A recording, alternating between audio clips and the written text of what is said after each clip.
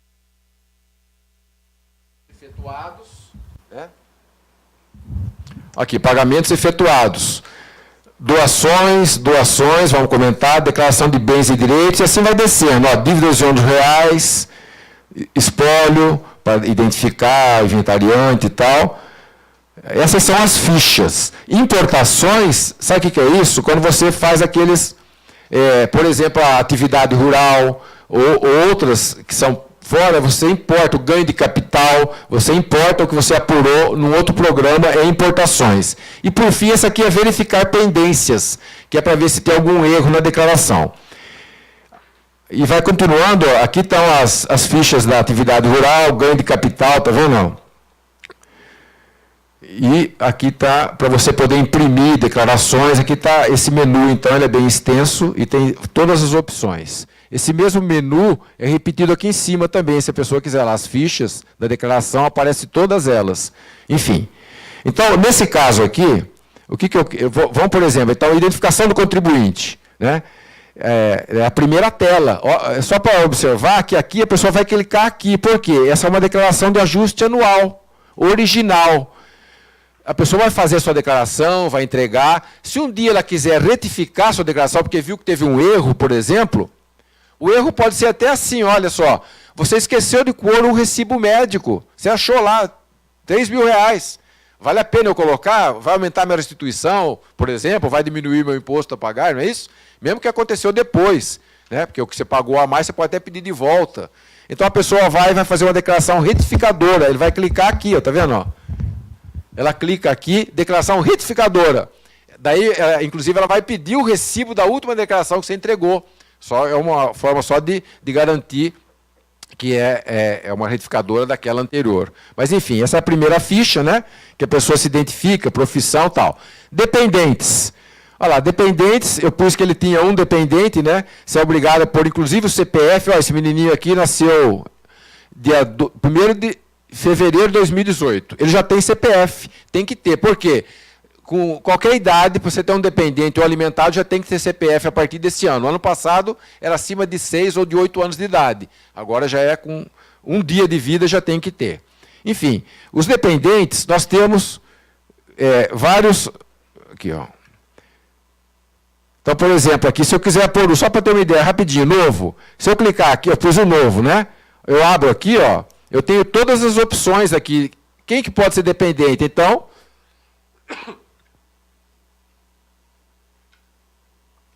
Aqui nós temos a relação, que é bem elucidativa até. O próprio texto dela já leva ao entendimento, né, do quem que pode ser um dependente ou não.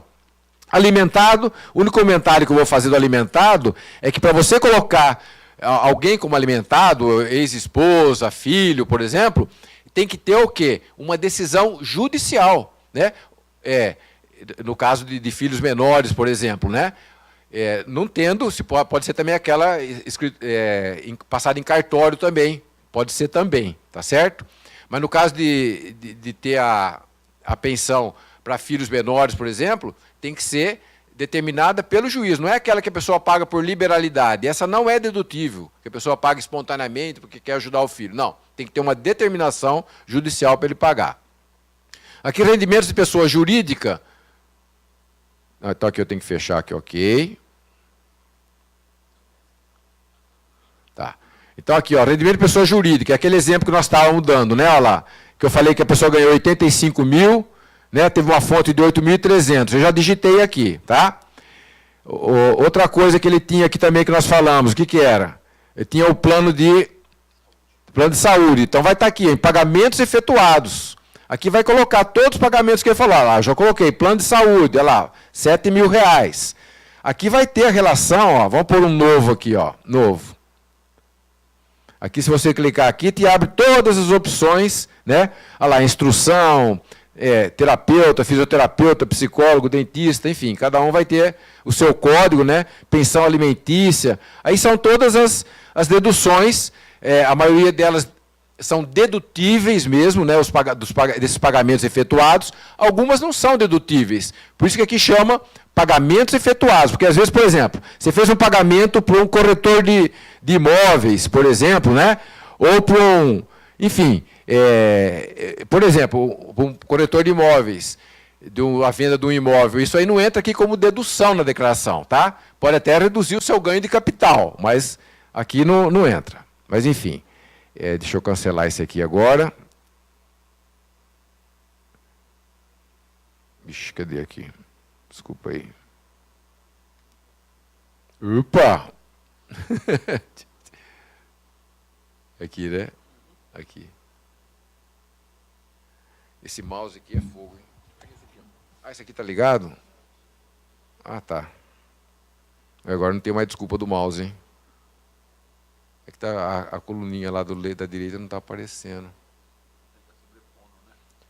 É que eu estou querendo eliminar essa tela aqui, entendeu? Ela está meio... Como é que chama? Deu certo. É isso mesmo. Então, enfim, colocamos aqui. E aí vai descendo, né? Então, nesse caso, por exemplo, olha o que está acontecendo com esse contribuinte. Preenchemos com o dependente, a despesa médica, o rendimento que ele teve. Olha a situação, como é que apresenta agora. Eu disse que antigamente eram 2 formulários. Agora você preenche esse aqui, mesmo que você vai optar, por exemplo, você olhando aqui, ó, quantas opções você teria? Você está vendo aqui, ó? Ele te dá a opção, pelas deduções legais, que nós tivemos o quê? Um dependente e o plano de saúde. Mas pelo desconto simplificado, o meu imposto a pagar está dando R$35, está vendo? Então, e pelo deduções legais está dando maior imposto. Então a pessoa clicaria aqui, basta ele clicar aqui, ó, né, que o imposto dele vai ser R$35 a pagar e ele entregaria essa declaração. Ele, para ver se está certo, ele vem aqui, ó, clica aqui, ó. Isso aqui chama verificar as pendências que possam existir. Quando eu clico, tá vendo, ó? O que está acontecendo aqui? Está aparecendo uma pequena pendência, mas não é um erro, é apenas um aviso, ó. O campo título eleitoral não foi informado. Mas isso não é um erro, não tem problema. A declaração pode ser mandada assim mesmo. Mas eu podia, se eu clicar aqui, ó, ele já me leva exatamente no ponto em que é para ser corrigido. Eu colocaria lá o título eleitoral. Mas nesse mesmo caso, olha só que agora que vem uma observação. Sobre até a questão da destinação para criança e adolescente, que é uma coisa muito importante, né? Enfim. Então, por exemplo, se esse mesmo cidadão ele pode destinar 6% do seu imposto devido. O imposto devido dele, nesse ano aqui, a gente pode, se a gente vier aqui no... Quer ver, ó? Na declaração, no resumo da declaração, está aqui, o resumo da declaração, cálculo do imposto. Nós estamos vendo que o imposto devido a esse cidadão, olha, era 8.494. Você lembra que ele tinha pago, parece que 8.300 de imposto, mas, né, de imposto retido na fonte, né? Mas ó, esse que é o imposto devido dele. Quanto que é 6% disso? Dá quase R$500, não dá? Não é isso, 6%? Então, vamos ver esse mesmo cidadão, se ele tivesse, olha só, lá até dia 29 de dezembro de 2018, se ele tivesse feito um pagamento para o Conselho Municipal do Direito da Criança e Adolescente, porque quanto está aqui o imposto dele a pagar? Está 194, não está? Se ele tivesse feito aqui, ó, desculpa, é aqui, doações efetuadas. Se ele tivesse feito aqui uma destinação, ó, doações em 2008, Estatuto da Criança e Adolescente. Se ele tivesse feito essa destinação, por exemplo, de R$500, vamos por 500. Que é quase isso que ele pode destinar mesmo, não é? Olha o que ia acontecer ele ia passar a ter um imposto a restituir, se ele tivesse feito, olha lá, ó, já transformou direto. Então, essa seria uma opção bem melhor para ele. Então, os R$500 que ele fosse destinar, retornaria integralmente para ele se ele tivesse feito essa destinação. Mas o fato é que ele não fez. Então, é 0, certo? Ok. Como ele não fez, o imposto dele é 194. Mas agora, na época da declaração, ele também pode destinar. E como que ele pode fazer agora? Ele pode destinar 3% do seu imposto devido. Se durante o ano passado ele já tivesse destinado, por exemplo, 4% do imposto devido durante o ano calendário. Durante o ano calendário, a destinação é feita através de um depósito na conta corrente do próprio Conselho. O próprio Conselho tem na internet, enfim, você entra lá, você preenche uma guia e faz o depósito até o dia 29 de dezembro do ano passado. Né? Se ele tivesse depositado 4%, Como o limite é 6, agora ele só poderia doar 2%. Então, porque tem esse limite global. Como ele não doou nada o ano passado, não destinou nada, então ele pode destinar quanto? 3%. Então, vamos lá. Aqui, ó. Está vendo essa ficha? Doações diretamente na declaração. O ano passado ela até ficava escondida, ela não ficava aí, ficava lá no resumo da declaração, a maioria das pessoas nem viam. Então aqui nós temos uma boa oportunidade de aumentar. O ano passado apenas 400 cidadãos de Ribeirão Preto fizeram essa destinação aqui diretamente na declaração. Deu um pouco mais de R$400 mil de rendimentos. Então, ó, destinação diretamente na declaração. Novo, olha o que ele pede. Você quer destinar para o município, para o estado ou para o nacional? Não, eu quero município, né? Para facilitar, eu podia buscar aqui Ribeirão Preto, mas só para facilitar, eu escolho aqui o município, né? E olha que interessante, o que está escrito aqui no cantinho, ó, ele já te dá os 3%, ele já mostra para você quanto que é o que você pode destinar. Se você já tivesse destinado um pouquinho no ano passado, aqui já ia refletir esse valor para você não destinar mais. Que o que você destinar a mais, de fato, seria uma doação, né? Então, vamos dizer que ele destinou aqui, por exemplo, R$200, né? 250, 240, que ele pode, né? Quanto que é? Então, por exemplo, eu vou pôr aqui que ele destinou a mais, ele destinou 300, ele pode destinar quanto ele quiser. Só que o que vai ser deduzido, o que é? Aqui ele vem explicando quanto que pode deduzir, aqui ele explica para você, tá? Então, você deduzir, vamos pôr aqui, eu quero pôr 300. Ele não está aceitando, né? É, acima do... É lá na outra que ele aceita, aqui ele não aceita. Não, você tem que colocar lá. 00. Ok. Olha lá, aqui ele aceitou os 300. Ué. Não, acho que... Ah, desculpa. Tem que voltar lá e colocar na ficha de doações. Nas doações efetuadas. Então, aqui, ó. Não, doações efetuadas. Sim. Aí você lança lá que ele vai... Não, mas essa aqui, doações efetuadas, é quando você destina durante o ano. Então, mas nós não fizemos nada lá. Então, diretamente na declaração é aqui, tá certo? Então, aqui que teria que aparecer, quanto está o limite lá? 254. Eu vou colocar 250,00. E aqui está. Olha lá, já deu. Já deu? Olha lá, agora eu não sei que ele estava enroscado, mas já deu. Olha lá, eu estou com uma restituição de R$55. É assim que, vamos dizer, que funciona, né? Daí, mesma coisa, eu faço a certificação para verificar se tem algum problema, e daí não tem problema, porque esse título eleitoral não é problema. Júlio, o ano passado a gente tem uma ideia a USP inteira tem uma ideia de fazer um trabalho aí legislativo de ampliar essa figura, por exemplo, da doação no Brasil, né, também para fins de pesquisa, para fins de bolsas de pesquisa para as instituições, né? Aí eu fiz um levantamento em Ribeirão Preto, você falou em 38 milhões, eu tinha o número que eu cheguei aqui pelos dados abertos da Receita, eu tinha chegado em 33 milhões de reais. Só para você, olha a FEA. Na FEA nós temos, né, entre seletistas e docentes, um imposto de renda potencial de professores e servidores de R$ 236.623,41. Tá? 6% sobre o valor do imposto pago. Exato, devido. Tá? Baseado no valor da folha do portal Transparência da USP. Né? Então, nós teríamos aqui, né, quase 250 mil reais só os servidores da FEA que poderiam destinar. Né? Aí você diz, as pessoas não têm consciência de... Não, talvez o que precisa é só a FEA tem 250. Se a gente pegar a USP como um todo, eu não terminei o estudo, mas deve dar aí na faixa de 5 a 7 milhões de reais só os funcionários da USP de Ribeirão Preto como um todo. Tá? É um dinheiro que a pessoa não paga nada a mais por isso, né? Ela não vai pagar nada a mais. Por quê? Se ela tem imposto a restituir, o que vai acontecer? A restituição vem a maior, vai aumentada no valor que ela destinar. E se ela tiver aquele imposto a pagar apurado ainda na declaração, o que ela destinar é reduzido do valor do imposto a pagar. Então, esse é um benefício. E aqui em Ribeirão, bom, nós já falamos aqui dos potenciais, né, das quantidades, né?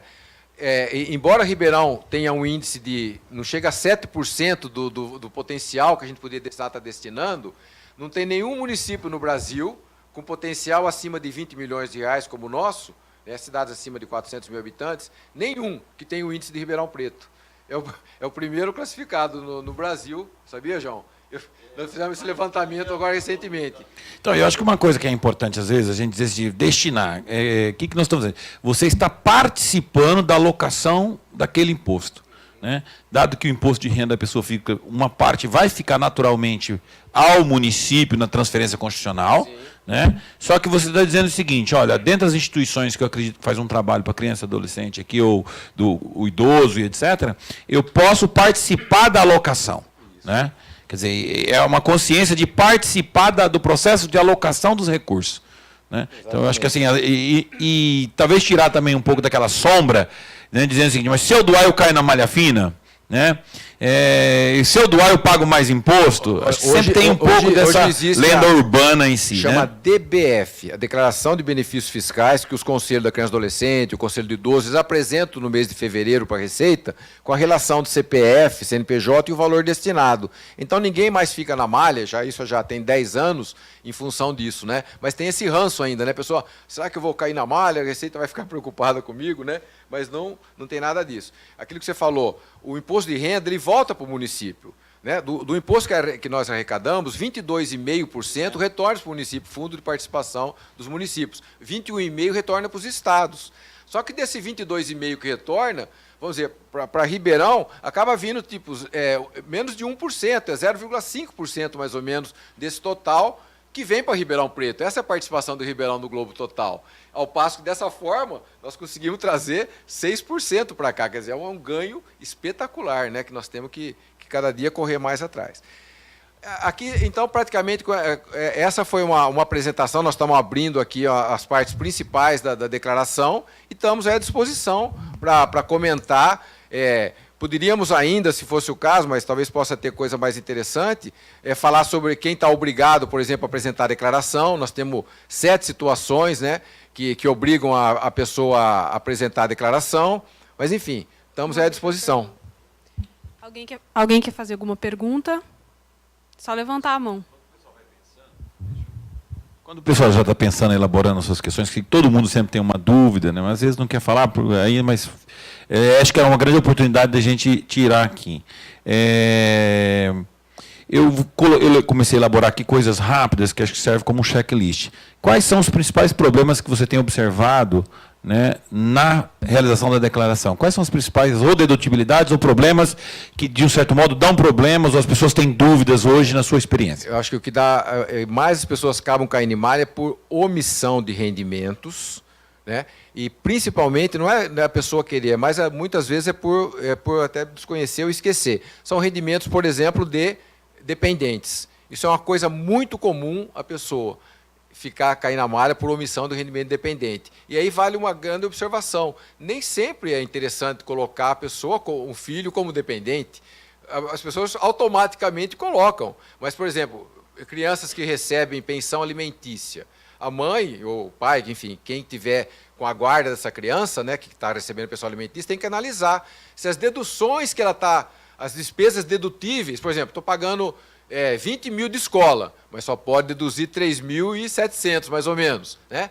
Eu pago um plano de saúde, pago 10 mil para a criança de plano de saúde, enfim. Ela tem que somar as deduções e comparar com o valor dos rendimentos, né, que a criança tem. Se o rendimento for maior, o que ela faz? Não coloca o seu filho como dependente. Se essa criança tiver um rendimento inferior a 28 mil, for essa pensão, ele nem vai estar obrigado a declarar, né? 27.557 mil durante o ano, nem vai estar obrigado a declarar essa criança. Então, é uma coisa a analisar, né? Enfim, erros que coloca muito também, agora ao contrário, mas é erro a favor da Receita, mas, enfim, nós temos que buscar a justiça na questão da tributária. É muito comum, infelizmente, as pessoas declararem o rendimento bruto recebido de aluguel, sem descontar a taxa de administração, por exemplo. Se o IPTU, se ele quer arcar com o custo, por exemplo, do IPTU, ele também pode deduzir do valor que ele recebeu, tem 2, 3 aluguéis alugados, numa imobiliária, toda a taxa de administração, ele nem coloca aquilo como rendimento, porque depois não tem onde ele tirar, não tem lugar para ele deduzir o valor que ele pagou para a imobiliária. Ele simplesmente, na hora de colocar o valor do rendimento, ele já coloca o valor líquido. São algumas questões que são muito comuns de estarem... E a questão de compra e venda de imóveis? Então, a compra e venda de imóveis, não, você diz assim, o ganho de capital na Isso, venda de aquelas imóveis, três por regrinhas exemplo. que normalmente é sempre bom lembrar. Você fala no ganho de capital, né? Isso. O ganho de capital, por exemplo, você tem um imóvel, você vender até 35 mil reais, ele é isento. Tá? São isentos os ganhos de capital até 35 mil reais. Também é isento você tem um único imóvel, né? E que você e vendido até 440 mil reais, que é o único imóvel, também não tem ganho de capital. A pessoa também não paga ganho de capital. Tá? Mesmo que o custo dele fosse 100 mil reais, está lá na declaração de custo, 100 mil, eu vendi por 400 mil, é o único imóvel que o senhor tinha? E nos últimos 5 anos, o senhor não teve esse benefício, porque também tem que ter isso, se ele já tiver nos últimos 5 anos ter tido esse benefício, ele não pode ter novamente. E uma terceira situação que é interessante lembrar também, é aquela pessoa que vende um imóvel residencial e vai comprar um outro imóvel residencial num prazo de até 180 dias, ele também não precisa pagar o ganho de capital sobre esse imóvel que ele vendeu. Tá? O inconveniente, entre aspas, vamos dizer, é que quando ele compra o outro imóvel, ele tem que pôr como custo o valor que era o custo do imóvel que ele tinha. Então vai acabar o outro imóvel ficar com um custo menor. O que significa isso? É que ele vai estar postergando o pagamento do eventual ganho de capital, sei lá, daqui a 5 anos, 10 anos, quando for vender lá na frente. Mas o fato é que agora ele fica isento de ganho de capital a venda, que se for para adquirir um outro imóvel também residencial. Tá certo? Eu tenho outras aqui, mas eu vou passar, não vou monopolizar aqui não.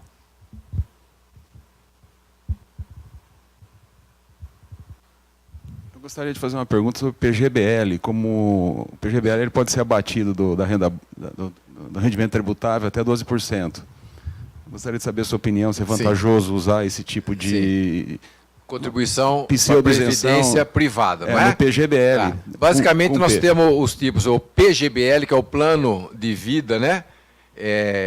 E tem o VGBL, que é a espécie de um seguro de vida. Tá?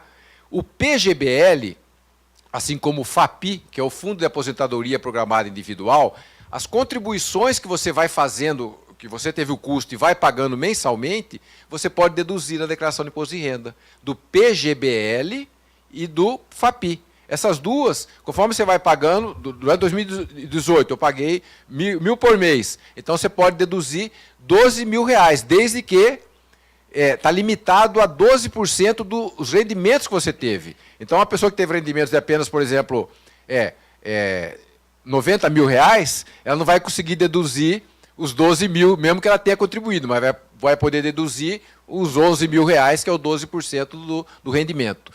Então, o PGBL e o FAPI, assim que funciona. Só que tem um inconveniente o PGBL. Qual que é o inconveniente? Na hora que você está jovem, está contribuindo, você tem a vantagem do quê? De ter essa dedução. Só que quando você resgata daqui a 10, 20 anos, você vai pagar imposto sobre o valor total resgatado. Você é obrigado a colocar esse valor integralmente como rendimento recebido na declaração de ajuste anual.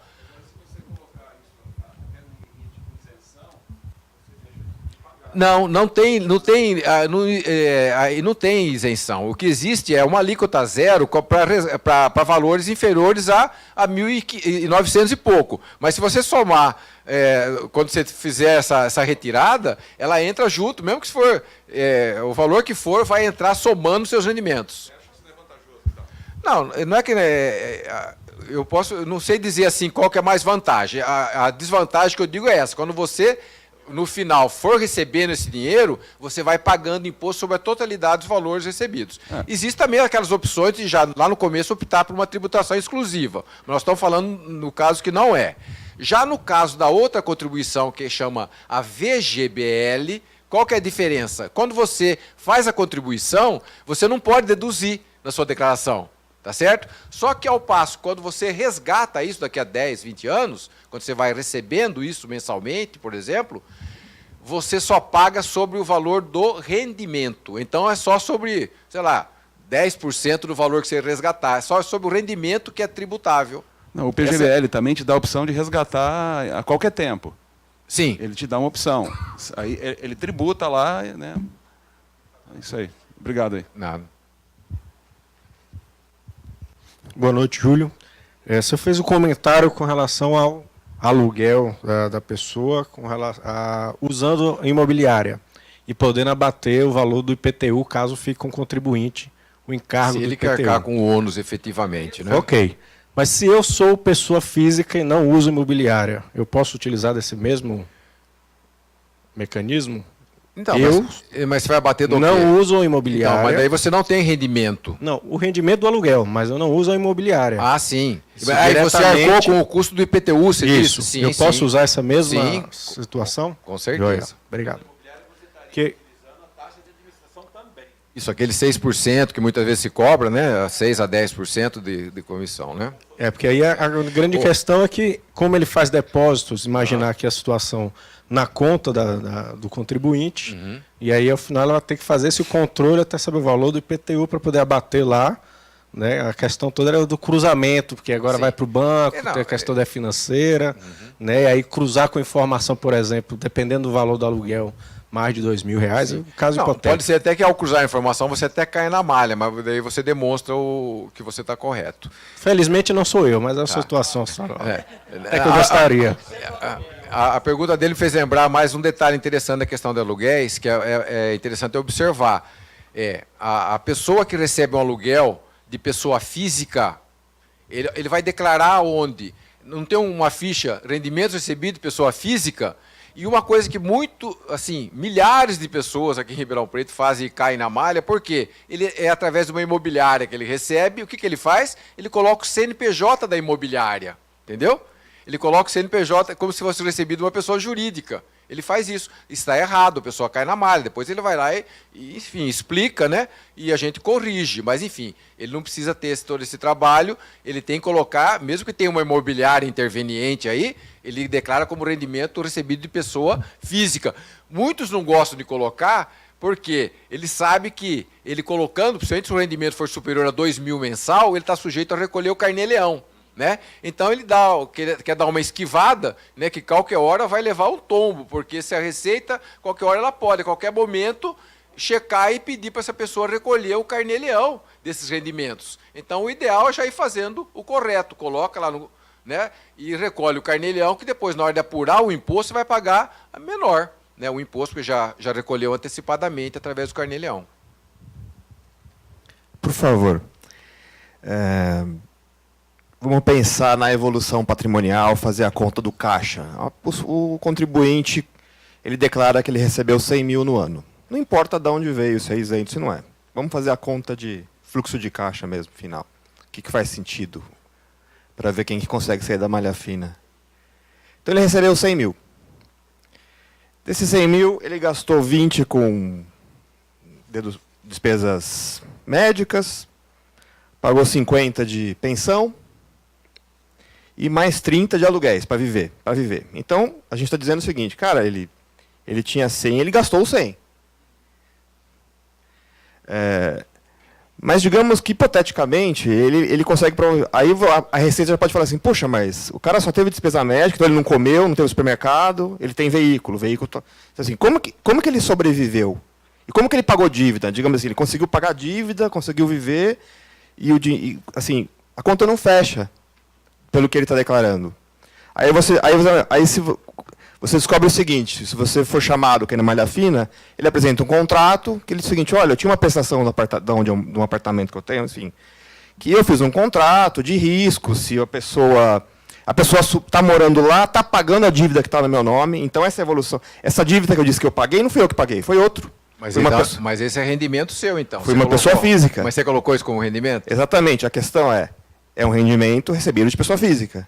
Tem que entrar naquela ficha, mesmo sendo um contrato de risco, mesmo que depois, se a pessoa não pagar, ele perca, a dívida está no seu nome. Pode ser que ela não aguenta pagar o contrato que você fez com ela e tem que sair. E aí tudo que ela pagou, você pode ressarcir ou não, mas a questão é, naquele ano, se você não mostrar esse rendimento de pessoa física, a conta não fecha. E isso acho que está muito visível para a Receita, não está? Sim, perfeitamente. Inclusive, é bom observar que é somado o rendimento do cônjuge também, né? Sim. Antigamente, até 3 ou 4 anos, a gente era até obrigado a colocar a renda líquida do cônjuge, Hoje em dia não precisa mais, porque o sistema já pega, você põe o CPF, então soma os dois. Mas, de fato, detectado uma variação de patrimônio, né, a Receita vai buscar, sim. Isso aí é uma presunção do quê? De uma omissão de receita. É claro que é dado o contraditório ao contribuinte, é questionado ao contribuinte para ele informar a origem desses rendimentos, né? Se ele disser, por exemplo, que é alguém, nesse caso que você apresenta, não, esse apartamento está aumentando o volume, mas o patrimônio meu está aumentando, mas é outro que está pagando. É que esse valor que o outro está pagando nada mais é do que um rendimento seu, uma dação em pagamento que deve ser tributado e você Sim. deveria ter oferecido a tributação. Por que não declarado, por exemplo? Qual que seria? Porque é um contrato de risco. Se ele não pagar as parcelas, a dívida volta para mim, o apartamento volta para mim, todo o ônus volta para mim. Por isso, é um rendimento duvidoso. Hoje é um rendimento, mas pode ser que... Então, mas veja bem, a parcela que ele não pagar não é rendimento seu. Mas a parcela que ele pagou é rendimento seu. E aí a tributação e a tributação seria buscar esse valor da variação do patrimônio não justificado, seria o rendimento omitido. Certo. Ok, obrigado. Presumivelmente, vamos dizer. Enquanto ela vai fazendo a pergunta, esse dia eu vi uma pergunta na CBN bastante interessante. O filho mora há 15 anos no exterior, né, naquele programa que a CBN faz de tirar dúvidas, que é bem interessante. Sempre tem alguém que apresenta uma dúvida que é muito parecida com a sua, né? O filho mora no exterior, o pai aqui administra, ele tinha imóveis aqui, 2 imóveis, aí o pai vende um imóvel, só que o filho é não residente. Então ele não tem CPF em funcionamento mais, tá? Em stand-by, dizendo ele não tem movimentação. Aí o pai vendeu, tem procuração do filho, vende o imóvel e deposita o dinheiro na conta do filho. Na conta dele, porque o filho não tem mais CPF aqui, então ele não tem mais conta corrente aqui no Brasil. E aí ele falou, o que ele faz agora? Né? Então, que é uma coisa que acontece muito, e às vezes as pessoas esquecem de fazer isso. Né? O pai empresta um dinheiro para o filho, ou o primo empresta um dinheiro para o tio. Né? Por que você então não apresenta? Você pode formalizar isso num contrato, reconhecer firme, esse contrato é um contrato entre as partes, vou oferecer, né, vou colocar lá em direitos a receber do Júlio, e o Júlio vai lançar que vai ter a me pagar um valor sobre. Por muito tempo ficou se preocupando, não, mas aí esse contrato tem juros, não tem juros, esse mútuo tem juros, não tem juros. Então, às vezes, você tem transações, como o amigo colocou, a respeito da propriedade, às vezes o que acontece? Às vezes a melhor coisa é você expor que você tem um bem, né, e explicar lá que esse bem está acontecendo. E a pessoa do lado de lá colocar uma dívida potencial assumida. Né? Então, ajudaria até mais no momento que, se você tivesse que prestar informações, né, que é o que o amigo colocou, que é bastante importante, no final da declaração, é você realmente fazer o cálculo da variação patrimonial. Né? Até na internet, se você jogar aí, tem várias formulazinhas, até softwares que faz isso. Então, acabou a declaração, será que os meus rendimentos me produziram saldo para ter variação patrimonial? Então, às vezes, a pessoa faz a declaração, recebe um monte de rendimentos, só que a variação patrimonial não é compatível, como ele bem colocou. Então, essa conta final de fechamento ela é sempre importante para ser feita. Né? Boa noite a todos, meu nome é Juarez Messias. A minha dúvida é a seguinte, eu tenho um cliente que ela tem uma filha menor, 17 anos, né? Ela é dependente dela, e ela tem um neto. A minha pergunta é, eu posso declarar esse neto também como dependente? Se a filha for dependente dela, daí pode. A filha está ficando como dependente dela. A legislação fala que a filha fala assim, abandonada sem recursos pelo marido, assim que fala na legislação. Então, se a filha dela for colocada como dependente, ela pode pôr a neta. Se a filha não for dependente dela, ela só pode colocar a neta se ela tiver a guarda judicial dessa menina. Não, no caso ela nem trabalha, a filha não trabalha e ela tem esse neto. Então eu posso declarar o neto também como dependente. Se a filha for dependente dela, ela pode colocar a neta também. Perfeitamente, obrigado. Não, no caso tem limite de idade, sim, até 21 anos ou até 24 se for universitária, né? Até o ano que completa 24 anos ela pode ser. Nós temos uma pergunta da internet agora. O Jardel Chaves perguntou: o prejuízo ou renda variável pode ser aproveitado em abatimento em lucro. Eu posso aproveitar o prejuízo em papéis e ações com o de fundos imobiliários ou somente ações com ações e fundos com fundos? fundos com fundos, ações com ações, e cada tipo de fundo, no caso de renda variável, não se mistura os prejuízos de um tipo com o lucro de outro. Você não pode abater de um para o outro. Boa noite, meu nome é Adriele e eu tenho duas dúvidas, duas perguntas a fazer. A primeira é que eu fiz a declaração do meu pai, esse é o 2º ano, mas assim, eu faço ADM, então, né, não sou tão conhecedora do assunto. E aí eu já declarei, já mandei, coloquei para descontar a partir do mês que vem, e deu, acho que R$600, uma coisa assim. E aí eu queria saber se eu posso fazer aquela retificação e fazer a doação, ou não pode mais? Sim, você pode fazer, sim. Inclusive, você fazendo isso antes do dia 30 de abril, quer dizer, acaba atrasando, pode ser que atrase um pouquinho, mas atrasa muito pouco a sua restituição, assim, em relação a poder receber já em mês de agosto, às vezes vai para setembro, isso que pode ocorrer. Então, posso fazer mas sim, sem você problema. pode Tá. e deve fazer a retificação. Tá. As crianças agradecem. Tá. E a segunda pergunta é que eu vou fazer também a do meu namorado, só que ele trabalhou assim 8 meses e não recebeu R$28 mil. Só que ele tem um imposto a pegar de volta. Então Isso eu falei para ele fazer. A legislação mesmo diz, né? Está obrigado a apresentar a declaração, né? Quem teve rendimentos superior a 28.559, não é isso? Então, aqui não fala nada, mas pode entregar e deve entregar quem recebeu. Por exemplo, a pessoa trabalhou durante 4 meses, ganhando R$6 mil por mês. Tinha lá R$900 de retenção na fonte, mais ou menos, por mês. Ela não está obrigada a declarar. E existe um monte de gente nessa situação que não declara. Esse dinheiro fica para os cofres públicos. Se ele declarar, o que vai acontecer? Ele vai pegar de volta integralmente tudo que foi retido. Tá. Porque vai ser menos de 28 mil, o imposto devido dele vai ser 0, tudo que ele pagou, ele vai pegar de volta. Só que aí tem um problema que é a respeito da venda de um carro. Ele tinha um carro, vendeu, comprou outro, e aí só que tem um valor que ele pagou à vista, deu de entrada do carro, e um valor financiado. E eu estou com dúvida nesse valor financiado. Sim. Em carro, normalmente não tem ganho de capital, porque normalmente a gente vende por um valor inferior ao que a gente comprou. Né? Então não vai ter ganho de capital, não é assim? Sim. Né? Agora, a questão do valor financiado é o seguinte: quando você compra um carro, uma casa, né, um terreno, qualquer coisa financiado, você vai declarar na declaração de bens o valor que efetivamente está de custo para você. Entendeu? Aquilo que você pagou, a entrada mais 4 parcelas de R$1.000, é aquilo. No ano seguinte, você soma mais as 12 parcelas para dar o valor que você vai acumulando e aumentando o valor desse patrimônio. Não se coloca quando são dívidas de ônus reais que a gente fala, né? Desculpa, que nem uma alienação fiduciária, que está vinculado àquilo. Se ele parar de pagar, ele até perde o carro. Diferente quando você, para ele comprar esse carro, se ele tivesse feito um financiamento no banco, financiou lá R$20 mil, comprou o carro, daí sim, ele colocaria o carro já com o valor de 20 mil na sua declaração e dívidas de ônus reais, R$20 mil. Entendi, obrigada. Boa noite.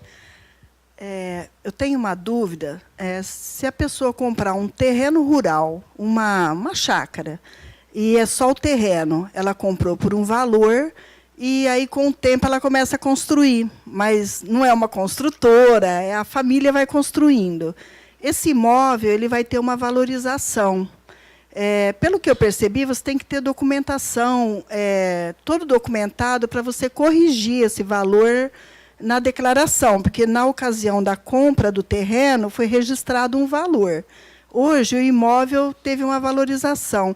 Tem como corrigir? Tem alguma forma oficial que pode ser corrigido esse valor? Não, o valor que você coloca na sua declaração de bens é o valor do custo, quanto que ele foi custando para você, tá certo? No caso de propriedade rural, as benfeitorias que você faz, eles não vão entrar no valor da terra nua, porque a gente tem que distinguir, tem o valor da terra nua e tem o valor das benfeitorias. No caso da atividade rural, as despesas, essas benfeitorias que você faz são despesas da atividade rural. Ela não entra aumentando o patrimônio, e sim como despesa para reduzir o seu rendimento, o seu ganho mesmo, o seu imposto. né? É assim que funciona no caso da atividade rural. Mas qual que é a sua dúvida específica? Assim, eu não entendi. É assim, ó, por exemplo, a pessoa comprou um terreno por O 100 imóvel mil rural, reais. você diz, o né? imóvel rural por 100 mil reais. Isso. Não tinha nenhuma Agora, nesse benfeitoria. imóvel rural é só o valor da terra nua, então, que você está falando? Só o valor Sim. da terra nua. Tá. Aí construiu uma casa, fez todas as benfeitorias. Sim. Se a pessoa for vender esse imóvel, hoje valeria, sei lá, 300 mil. Aí ela vai ter que pagar o ganho de capital ou ela tem como atualizar ela esse imóvel, esse não, valor? atualizar ela não atualiza. O que ela vai é que, na verdade, particularmente na questão dos imóveis rurais, existe uma forma diferenciada de apurar o ganho de capital. A legislação permite que, para apurar o ganho de capital de imóveis rurais, você considere como valor de custo o valor que está na sua declaração do ITR no ano da aquisição. O valor da terra nua no ano da aquisição. E como valor de alienação, o valor da terra nua no ano da alienação, desde que você que tenha entregue as declarações de ITR no ano da aquisição e no ano da alienação. Assim que funciona para a atividade rural, nessas condições, se você que entregou a declaração de ITR na aquisição e na alienação. Caso contrário, daí sim entra na regra normal de apurar o ganho de capital com o valor efetivamente, quanto foi o custo que você teve e quanto foi o valor efetivo da venda. Certo. Obrigada. Nada. Eu gostaria de fazer uma pergunta sobre um casal que tem 2 imóveis e a mulher teve um câncer. E ela tem isenção, comprou carro com isenção. Ela tem que... como ela declara 2 aluguéis? Tá certo. Porque o aluguel é do casal, um exemplo. A legislação permite que os imóveis, os aluguéis de imóveis, sejam declarados 50% por cada um dos cônjuges ou 100% por um deles. Qualquer um deles pode escolher. Por exemplo, um cônjuge declara os 2 imóveis e o outro não declara nada. Ou 50% do valor de cada rendimento. Por que tem essa situação? Porque muitas vezes, vamos dizer que o aluguel fosse, por exemplo, que eles receberam de aluguel 25 mil. Olha que interessante, são 2 imóveis alugados por 25 mil. Eles só têm esse rendimento, esse casal. Cada um ficaria com o rendimento de um, eles estariam isentos, né? Ao passo que se um deles declarasse os 2 imóveis, ele teria imposto a pagar. Então a legislação permite isso, que um declare os 2 ou cada um declare um, 100% ou 50% cada um deles declare. No caso da moléstia grave, nós temos 17 moléstias graves, né? Neoplasia maligna, cardiopatia grave, enfim, nós temos 17 moléstias graves que a pessoa que for portadora dessa, se tiver um laudo emitido por um serviço médico oficial, pode ser municipal, estadual ou federal, ele é isento mais dos rendimentos recebidos de aposentadoria ou pensão, não rendimento de aluguel.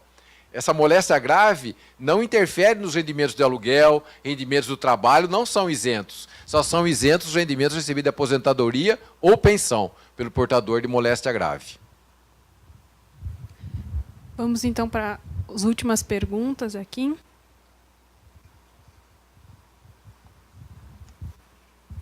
Boa noite. A minha pergunta é novamente sobre a questão de automóvel. No ano 2018, a pessoa compra um automóvel, ela dá 50% de entrada e financia os outros 50%.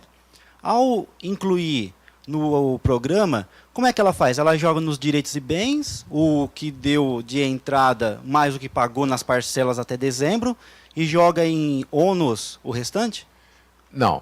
Esse financiamento é vinculado à aquisição do veículo, não é? Isso. Tá. Então, feito a um banco. Isso. Então ele vai colocar o valor da entrada mais a soma das parcelas que ele pagou. Isso vai ficar na coluna, né, desse último ano.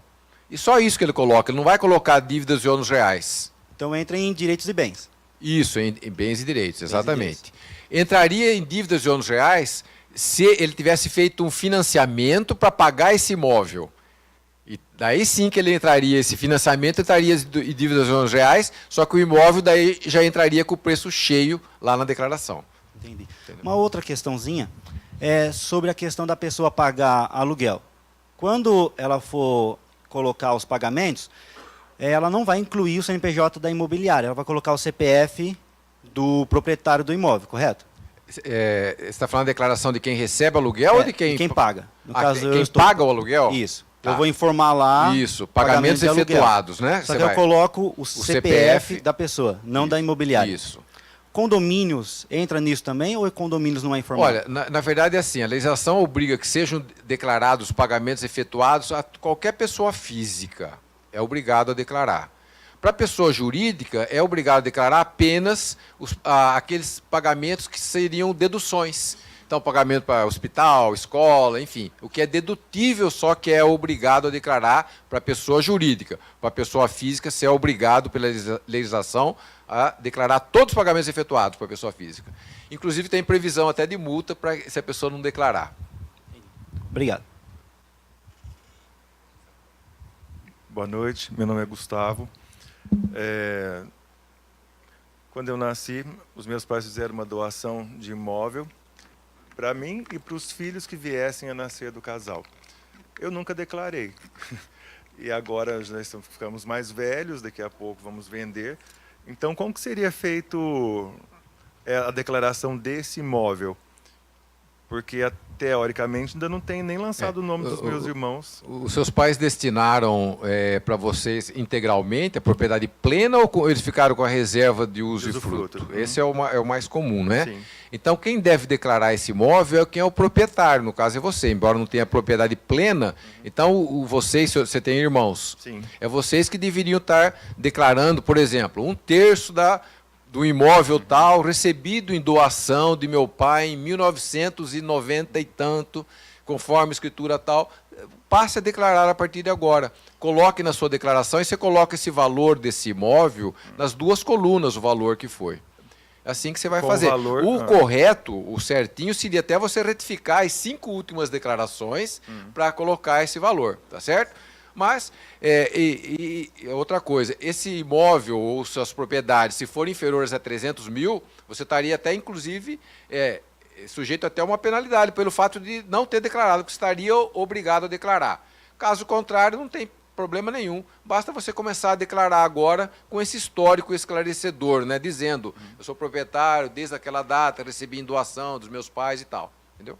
E o valor do imóvel, por exemplo, eu tenho 44 anos, então a moeda nem era real. O valor como seria, na verdade, é assim, existe uma sistemática para imóveis que nunca foram declarados, existe uma instrução normativa da Receita que determina, existe uma tabela para fazer uma correção desse valor até 1995, porque de 95 para cá daí não tem correção nenhuma mesmo. Você só vai poder aumentar, todo mundo só pode aumentar e deve fazer isso. Você tem um bem imóvel, você fez uma benfeitoria, fez um puxadinho, fez um quartinho, trocou o piso, pôs um piso no quintal, né, fez um muro no terreno. Isso você coloca como benfeitoria com o intuito do quê? De aumentar o custo do seu imóvel para que se um dia você for vender, você vai ter um menor ganho de capital. Então, no seu caso, precisaria, então, procurar um contabilista ou ir no plantão lá da Receita para buscar essa forma de fazer essa atualização desse valor desse bem aí. Entendeu? Entendi. Obrigado. Boa noite, meu nome é Salomão. Eu tenho uma seguinte dúvida. Por exemplo, em 2018, estava com a mineradora de criptomoeda. Um exemplo, essa mineradora está faturando 20 mil por mês. Eu sei que até um lucro de ganho com criptomoeda até 35 mil mês, você não pagaria imposto de renda, é isento. Mas a minha dúvida não é nem com o imposto em si, é como você comprova o ganho de capital com esse tipo de prática. Eu sinceramente, eu não teria condições de responder essa pergunta nesse momento. Eu na verdade, eu não estudei essa parte ainda, sabe? Porque, na verdade, isso aí não está chegando a gente ainda, sabe? Na questão da gente ter que agir ou alguma coisa, né? Agora, no pergunta e respostas, é uma coisa interessante, é o chamado perguntão da Receita Federal. Perguntas e respostas. No próprio programa da declaração vai ter. E lá tem perguntas sobre criptomoedas também, como que você declara. Lá tem várias considerações, tá certo? E também você pode procurar o nosso plantão fiscal, que lá nós podemos estudar, na Francisco Junqueira, né, ali no prédio da Receita, né, prédio novo, né? Ali nós podemos estudar isso aí, talvez até quem trabalha ali no plantão até já conheça esse mecanismo aí já, como é que funciona.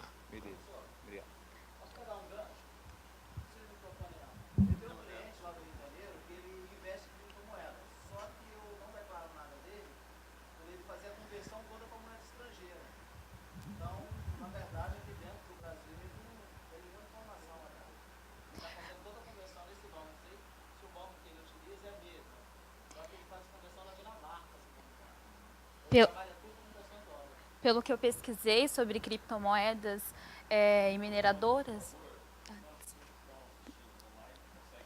pelo que a gente pesquisou sobre criptomoedas e mineradoras, só as ações feitas no Brasil.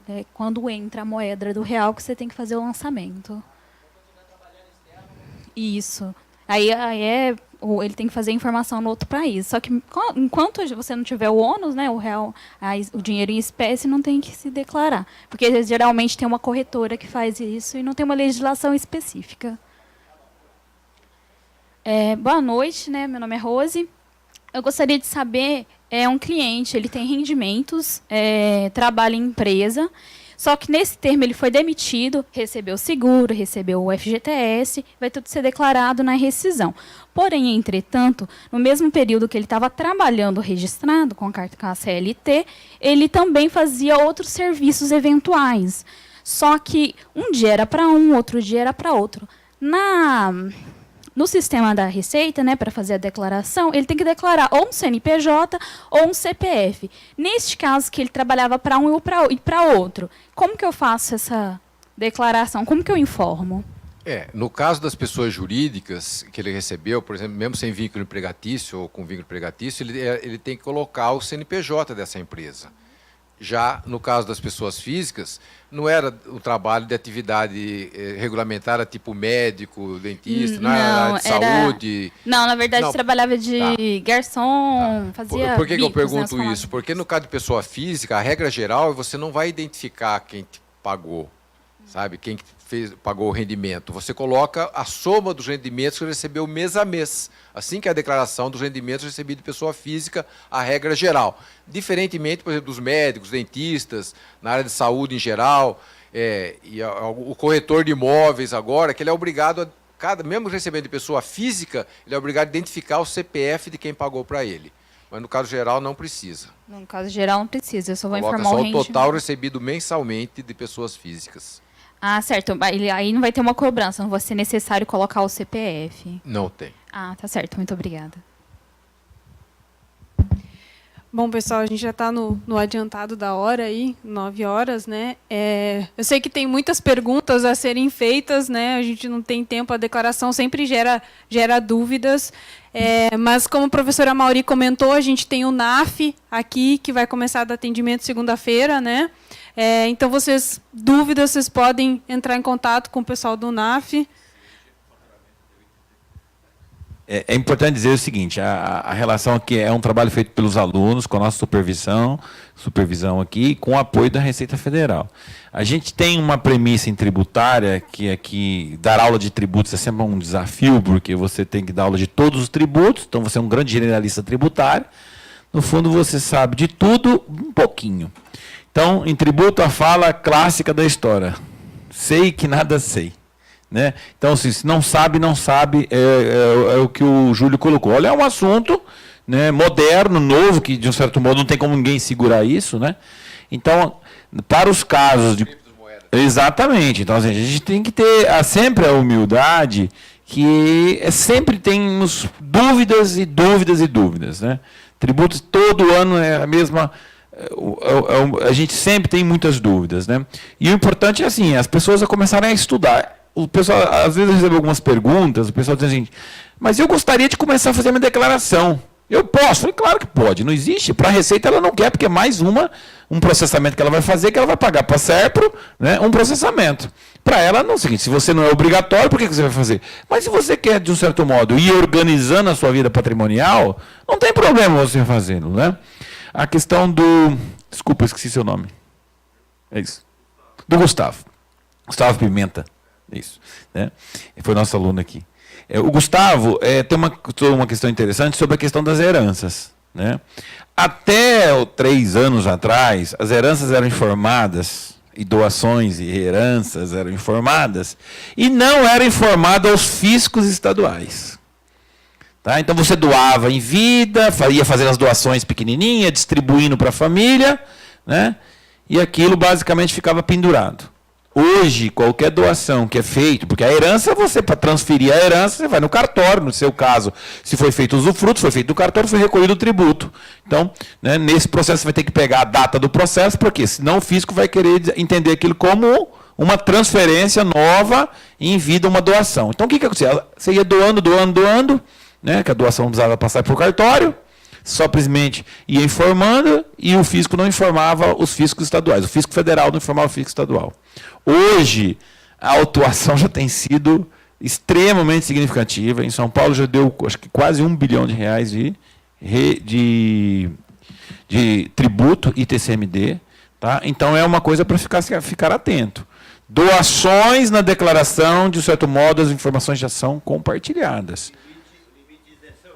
Muito pequeno. Né? Então, às vezes, é tomar um certo cuidado. Tá? Coisa da ordem de mais de 40 mil. É que era 50 e poucos, isso, o FER. 65 mil reais. Então, isso é uma atenção aí que é importante, né, ficar atento aí com essas transferências. Tem sido observado nas declarações, saiu recentemente até uma matéria no Valor, né, doações perdoadas, empréstimos perdoados entre partes, já tem sido objeto também de, né, autuação e tributação. Então, é um item que às vezes acontece bastante. Se você olhar lá tem um que eu convido vocês lá, que eu gosto bastante, que na Receita, é claro que é sempre retroativo, né? Mas tem lá dados abertos, estudos e estatísticas, você tem todos os dados sobre tributação da pessoa física por profissão. E quando você olha lá o tamanho, eu fiz um estudo agora, que daqui a pouco a gente vai divulgar os resultados. Se a gente pegar o valor de doação e herança transferida e multiplicar pela alíquota média, não bate com a arrecadação dos estados, tá? Então mostra que ali só o simplesmente vínculo do fisco federal com os estaduais, que nem todos estão 100% integrados ainda, tá? Já mostra que está tendo perda de arrecadação. Tá?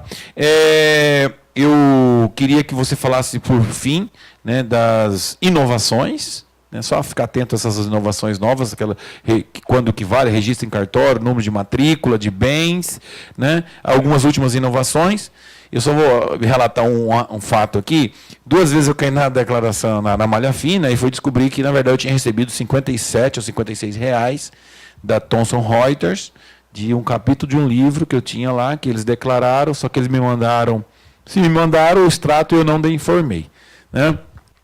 Outra situação também interessante, descobri que aí fui vacinar as crianças para meningococo 20, 600 reais para cada vacina, para a terceira dose, que é aquela mesma que infelizmente veio, né, a cometer o falecimento do neto do ex-presidente, né?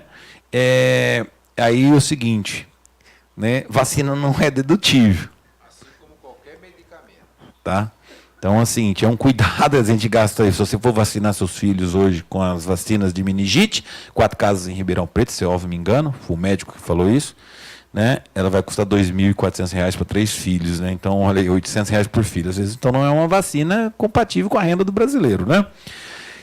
Quando eu tive os gêmeos, também tive uma situação engraçada. No lançamento, fiz aí a minha exposição da declaração, tal, colocamos todos os gastos lá com gêmeos, do parto em si e tal, lá, X reais. Aí não vinha, né? Aí fui falar com o Armando, ele olhou lá e falou assim, Armando, dá uma olhada aí. Ele falou, vai lá no plantão, falou, liga o pessoal lá, vai, te atende lá. Aí eu fui lá no plantão, o pessoal falou, mas aqui, professor, é que o senhor, né, só faltou dizer, professor de contabilidade tributária lá da FE, colocou aqui instrumentador. O gasto com o instrumentador não é dedutível. Então, esses R$ 1.200 que você gastou aqui não é dedutível. Então, assim, não é porque a gente ensina contabilidade e não teve má fé. É o seguinte, é complexo mesmo, né? E esse estudo é contínuo, tá? Então, convido vocês aí para participarem, divulgarem para as pessoas, né, com renda até R$ 81 mil, que quiserem receber orientação, precisar de alguma ajuda, nós aqui, os alunos, eu e o professor Silvio Nacal, vamos estar ajudando os alunos aqui nas orientações, tá? Na FE, no programa do NAF. É um programa que a gente começou em 2017, capacitamos os alunos e vamos oferecer um trabalho com a comunidade. Júlia, obrigado, deixa aí você finalizando aí, então. Obrigado mais uma vez aqui estar aqui na FEA, é sempre bom ter pessoas com grande sabedoria aqui, enobrecendo aqui os nossos eventos. Falando das inovações e os últimos, como se diz, né, cuidados que devem ser observados aí para não ter problemas. Com relação à instrumentadora cirúrgico e os medicamentos, por exemplo, eles só são dedutíveis se eles integrarem a conta de uma internação em clínica ou em hospital. Se tiver na conta hospitalar, né, até nutricionista, se tiver, por exemplo, nutricionista, não é dedutível também, mas se integrar a conta hospitalar, sim, instrumentador, né, os medicamentos em geral. Tá? Com relação a inovações, a grande novidade desse ano é que não tem novidades. Essa foi uma grande novidade. Inclusive a questão que o Mauri comentou, aquela questão de colocar número de registro da matrícula do imóvel, colocar a área precisa no lugar, o renovando o carro, foi adiado para o ano que vem. Mas quem já puder ir buscando esses dados, porque o ano que vem vai precisar mesmo disso. Tá? Então, quem já puder preencher, pode preencher agora, mas não tem necessidade ainda. Né?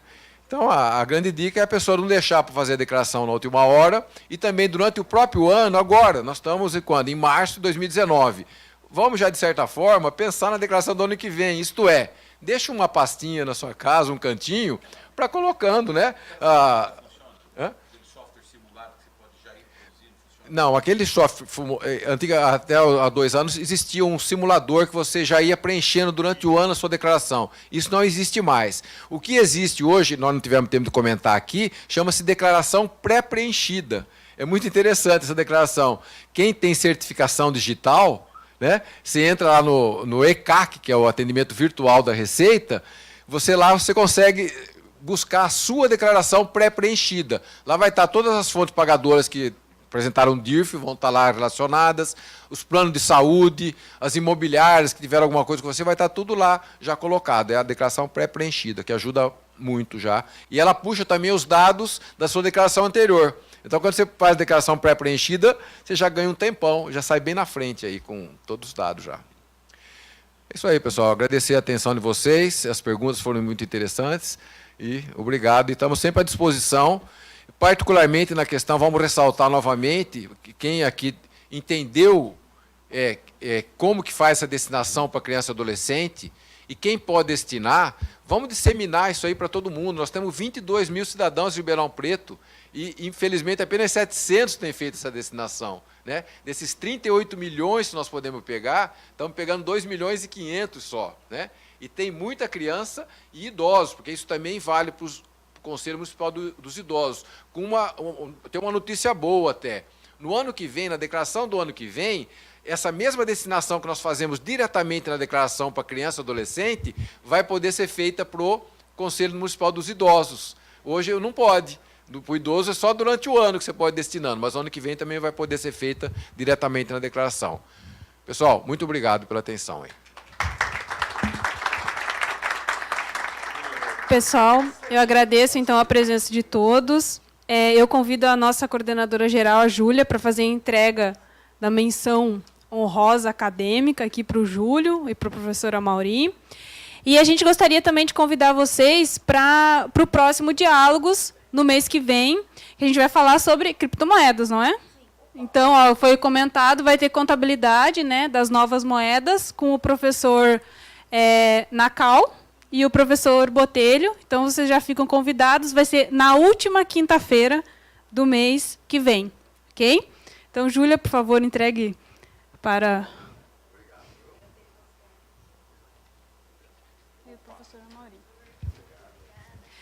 Uma boa noite a todos e sejam sempre bem-vindos aqui à Casa da FEA.